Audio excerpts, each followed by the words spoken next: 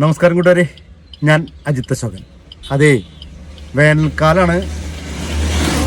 അതികഠിനമായ ചൂടാണ് വരാൻ പോകുന്നത്. ഇപ്പോഴും ചൂട് തുടങ്ങി.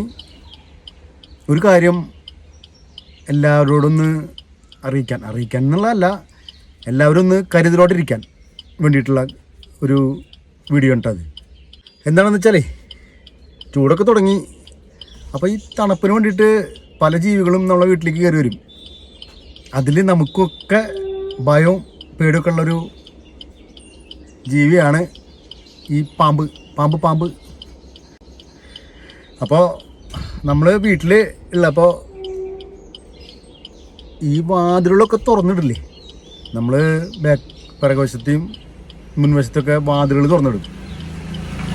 അത് പരമാവധി ഒഴിവാക്കുക.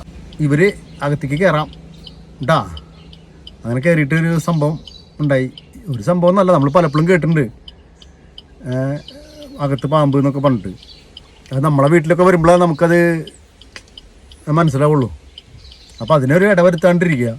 പാമ്പുകൾ വന്നാൽ ചിലപ്പോൾ നമ്മൾ കാണെടുക്കില്ല. അവർ ചെറിയൊരു സ്ഥലം മതി, അവിടെ ഇരിക്കും.